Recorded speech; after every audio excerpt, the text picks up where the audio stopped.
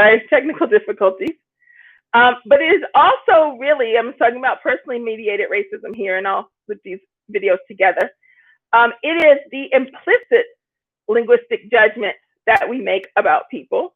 So those smaller comments, those questions that people have about people's language, and those ideas about intelligence that really get manifest in those linguistic microaggressions.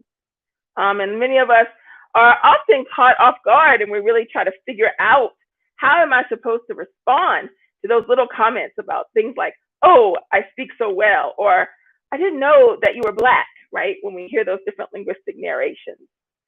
And so as I kind of think about personally mediated racism and these attitudes that are involved in these acts of prejudice, I really think a lot about how we have to work towards justice in these. So not just working towards being less racist, but also the practices and policies that we can implement that help disrupt natural linguistic flows of racism and make them unacceptable.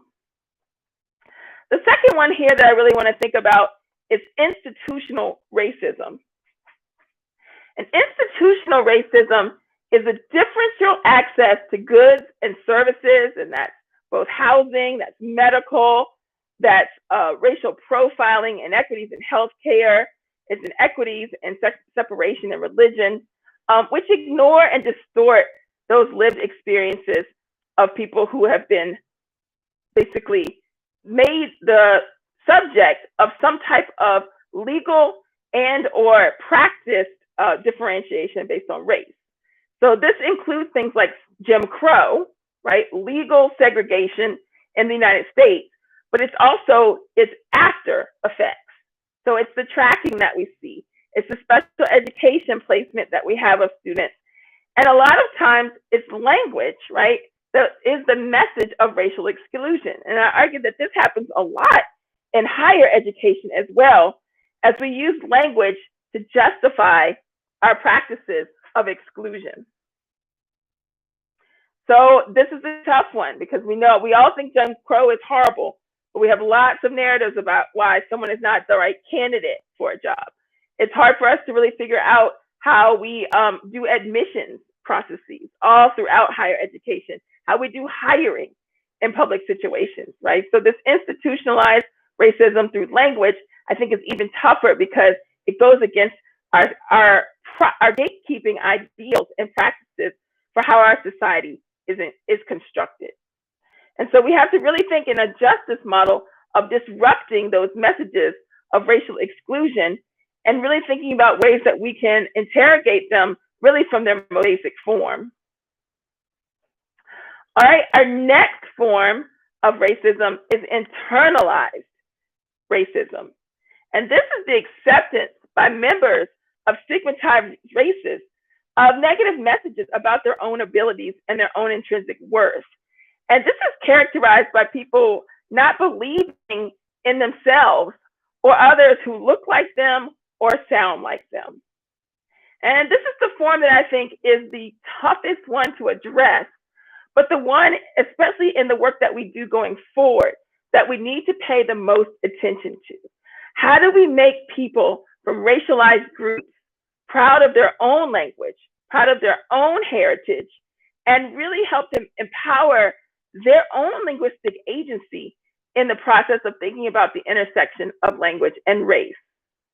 And one area that my students in particular have thought that would be really helpful with this is having a bigger kind of focus, both in research and outreach and in practice, on this idea of the intersections of racism, linguistic discrimination, linguicism, and colorism. So looking at the relationship between the discriminatory treatment of individuals within a same racial group based on skin color and their own language use, right?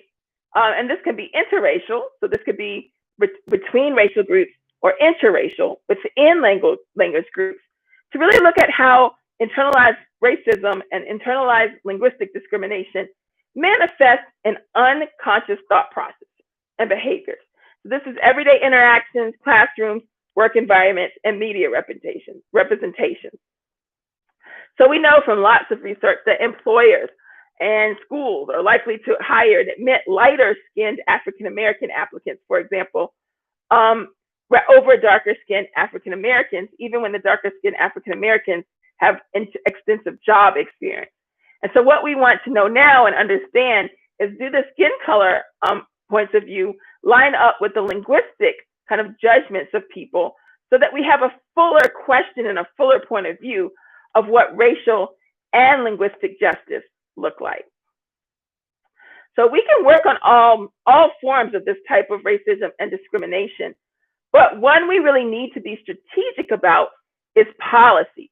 And so this is the idea of going from scholarly publication to practice.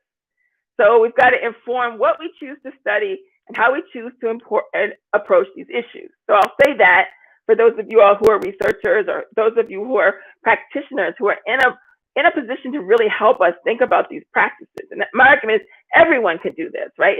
Research is nothing but the collective experience and the collective analysis of what's going on in society. But another one that's more immediate and direct is to interrogate our own practices.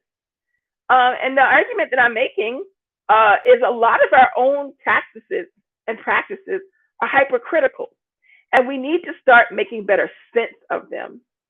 Christine Mallinson and I talk about this in a recent American Speech article entitled "Dismantling the Master's Tools, Moving Students' Right to Their Own Language from Theory to Praxis." This is the idea that we have, is that even those of us who are really invested in linguistic justice and dismantling linguistic racism use it to our own advantage, financially, socially, economically, but we also use it as a matter of practice, because to not do so would mean we would have to resist or go against the existing practices. And so I think this is a moment in time when we really need to stop, interrogate those existing practices, and think about ones that we can maybe order and maybe one by one start to resist. And this is everything from thinking about what is taught about language and culture across the curriculum. Really think about who is in our classes, who are in our businesses, who are our coworkers, who are our neighbors, and how can we extend that racial inclusion model through our communication practices, through the ways that we think about judging language, written, spoken, signs, body language, and do that in a way that becomes more intentional and more articulated with respect to our action steps. And so when we get to the chat, this is something I really want you all to be thinking about, is thinking about what makes sense for you with respect to this, and how we can kind of create together, I hope, in the future, a collective model about how people will do this in ways that make sense for them to really tackle some of these harder challenges. This, for me, is really building on a justice model that focuses on how we can make repair and how we can make reparations as our framework for racial justice. So first, to make that repair and reparations, we have to know about the different forms of racism, and then we have to think about the ways that we can really address them comprehensively. And this is what we're doing in our current project.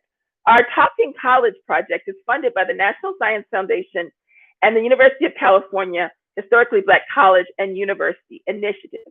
And repair and reparation is at the forefront of the thematic of both the spirit of the undergraduate research funding at the NSF and at the Historically Black College and University Partnership Model for the UC.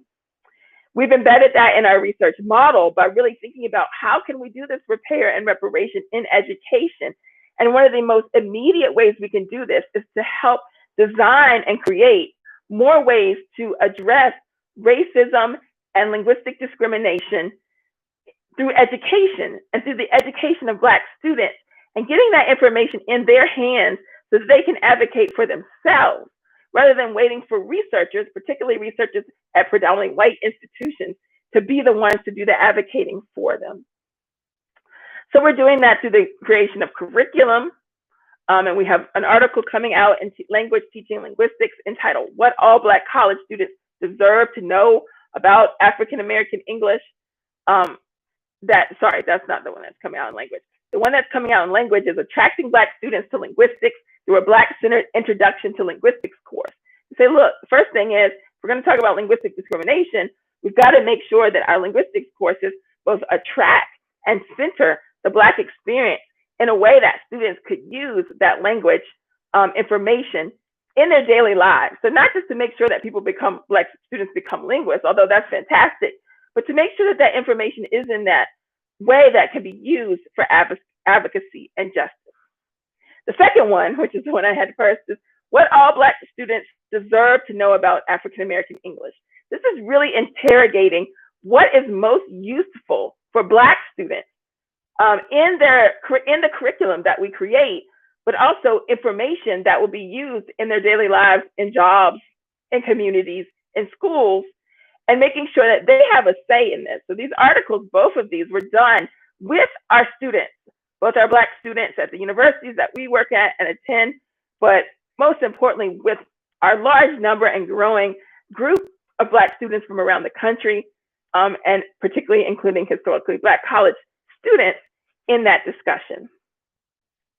And that brings us to really thinking about this in terms of broadening participation, but also really thinking about this in terms of language inclusion and linguistic justice shouldn't just focus on how we say things, but bringing more into a context and a linguistic model of what we say, and needing a greater model of empowerment of student voices. And we have written this up for an AERA handbook that should come out in the next year, of really thinking about the history of linguists focusing on form and function as being critical, but thinking about content and context as really being some of the new frontiers if we have a justice-minded approach to this. And this means thinking about our structural actions, thinking about our policies and our practices. So many of us in California this summer are working to help spread the word about ACA 5. And this is a constitutional amendment that will be on the ballot in November that is designed to help repeal Proposition 209. Proposition 209 outlawed the use of affirmative action in admissions, in particular in the UC system. And what that did was really not pay attention to the linguistic and cultural inequities and judgments that had been going on in this country since before it was founded, and saying, look, we need to use this information, what we know about linguistic bias in the schooling process, what we know about linguistic bias in the application process, what we know about cultural and economic injustice, to make better, well-formed decisions about inclusion, about reparation and repair in our system. And as we do this linguistic work, and as we do this social, political, necessary work that's endorsed by the University of California, it really makes me think about this model that Cornel West has about what justice is. And West says that justice is what love looks like out loud. And I think that's a real, for me, the out loud piece is a call to linguists to really say, let's get to this. Let's embrace that out loud piece of justice and really examine it in all of the forms that we could take of thinking about how language, how communication, how gesture, how movement and signs can really bring that justice and that love even more to the forefront. All right, so it's been 20 minutes. So I'll wind up here with just a few announcements before I go to the chat and take any questions y'all have. And I'll, if anybody wants to like blast out too, I know I lost the first stream. I'll try to find those people. And I'll also message people who may have signed up there to let them know that there's a second part to this video. But next week is my 2-year cancerversary. So next Friday, I will be talking and reading a little bit from a chapter that I wrote for Mary Buchholz and Kira Hall's forthcoming volume on language and the body. And so I wrote the chapter about the lung. And in the chapter, you'll get an intersectional perspective on race, gender, disability, and the centrality of the lung to human expression, particularly in African American culture, as we think about how even again in this moment, both with COVID-19 and with the ongoing protests, particularly focused on police brutality and the use of chokeholds, is the ongoing struggle that African Americans have linguistically, medically, socially, emotionally, as we fight for our right to breathe. So that'll be next Friday, 5 p.m. PDT, and you can subscribe or you can follow the video. It'll send you a reminder for when I go live, because I'm happy to take questions about the chapter and the experience. And I want to remind everyone who's come on here later that we will be having our second annual Advancing African American Language, Literature, Culture Symposium, August 7th through 8th on Zoom. And so we welcome everyone. I'll do sessions on the state of Black people in language and literacy and culture and linguistics research. Mary Buckholz is going to lead a session for allies, particularly white allies, and thinking about moving from models of ally to co-conspirator to accomplices, right? And we value all of those along people's developmental continuum. So you can see my social media or send me email for more information about that. And okay, so now I will take questions about things that I've talked about, and I'll also take questions about situations that you find yourselves in and see what we can do. Any questions?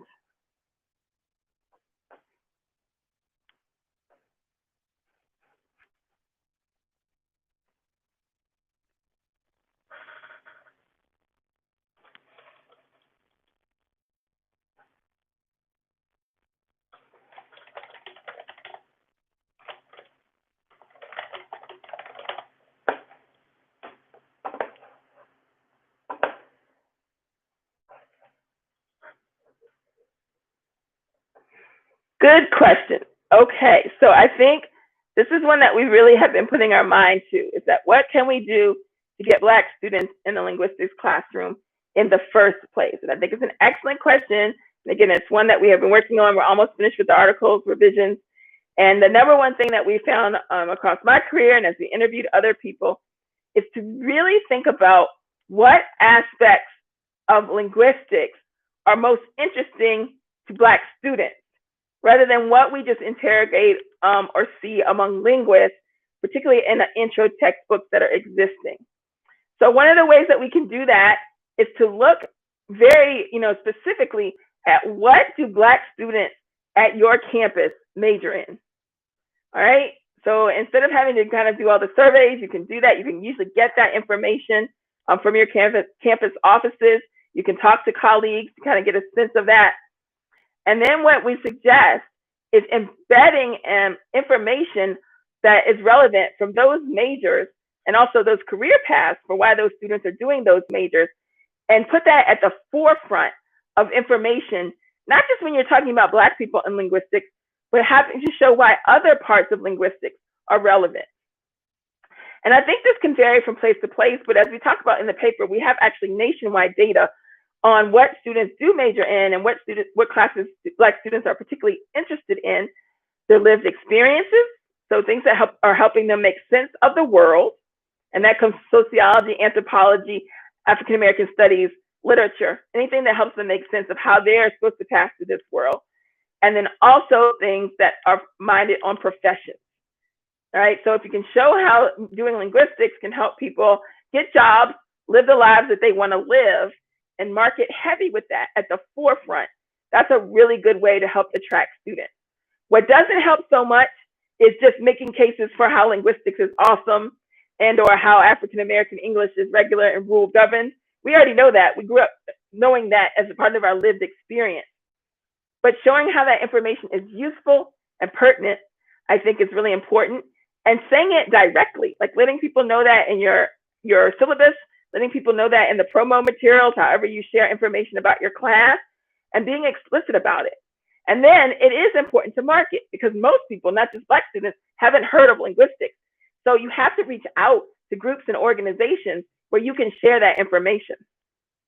So on campuses, that can range from really making sure you're working with the undergraduate education office, the first year experience and transfer offices for students, reaching out to Black-centered groups, organizations on campus, everything from student affairs, multicultural education, and multicultural studies offices of Black student engagement, as we have here at UCSC, Black studies, African American studies colleagues, and really having conversations about those students' needs, their experiences, as you kind of figure out how to build that class, to build that in. And what's so great about this model is that it is inclusive of other groups as well. So if you do this for one group, you can also do it for others. And I think, you know, talk about the first year I taught at the College of William and Mary, my intro to African American English class consisted of all white students, and they were wonderful. And some of them have been working with me to this day. But I even had to go through these steps and processes myself, being someone who had been usually one or two other Black students in my undergrad. And in grad school, the whole time I was there, I was the only kind of active Black student. So I had to kind of develop these practices and put them in. And it's made my classes inclusive of not just Black students, but of Latinx students, of Asian students, of Indigenous students, of international students, because we build their interest, their sense of self-concept, how understanding about the Black experience relates to all people, and then how having this information as you become a professional, if you go to grad school, professional school, you go right to work, how this makes you less discriminatory, more anti-racist, and really helps you to embody the situation that we're in now, where we're really trying to show, not just through sentiment, but through actions, that Black lives matter. Other questions? A lot of work, but it's worth it.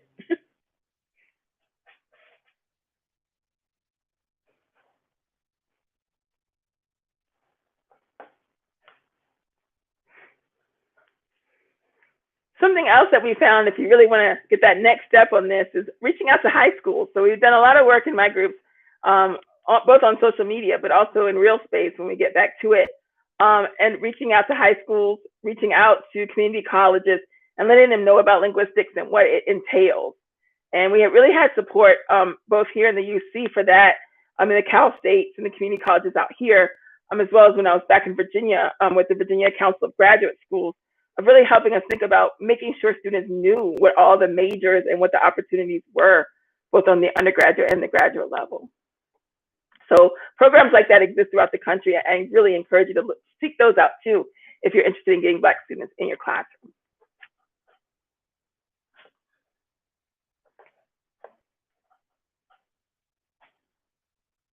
Other questions or comments? I'm glad we're having a symposium, because doing this is great, but really having all of us kind of come together and be able to talk about this in August, once we've had some time to think and reflect, I think it's going to be a really great situation. And we've already, I just announced the symposium today, and the signups have been amazing already. So if you don't have questions yet and you're listening, want to learn some more, really sign up for that symposium and give feedback and ideas about what you want to learn about, so we have time to really structure it and organize it. But I will do these videos most Fridays, like Fridays or Saturdays, so that we can kind of just have some direct conversation and framing throughout the summer. All right, well, I will string these two videos together to make sure everybody has them. If I can't do it in video form, I'll do it in links. Thank y'all so much. Have a great weekend, and I look forward to seeing you all next Friday as we continue that struggle of helping Black people be able to breathe from a health sense, from a justice sense, from a legal sense, from a cultural sense, and from an emotional and a spiritual sense. Thank you so much. All right, I see one more question came in, thoughts on how to issue. All right, experience of different experiences. Yes, I think this is where embedding it in your classes is so important, and helping people understand what racism is, as I started off in the first video, I think is really practical, because again, students with different experiences and students from here don't really have a sense necessarily of why racism is bad, unfortunately. Like, if you kind of think about, oh, of course, if someone's smart, they should get this opportunity, right? Why would you give it to someone who you don't even think is smart, right? So you have to problematize things as like, who is smart? How is that determined? How have we constructed these things in different societies and in different cultures? Another thing I do a lot is helping people think about where they got their information from, right? So if they think that racism is okay, who let them think that, right? And really frame these things from my perspective is helping people understand, what does it mean to be educated, not just having it as a frame for debate. And I think that is really critical. And actually, it's worth its own video. So I will bring that up in future videos. And I think your topic of really thinking about this with students from different experiences, I think this is relevant for students from different experiences, but it's also relevant for faculty from different experiences.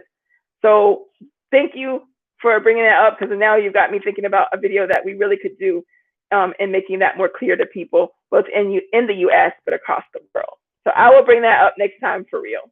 Thank y'all so much. Bye.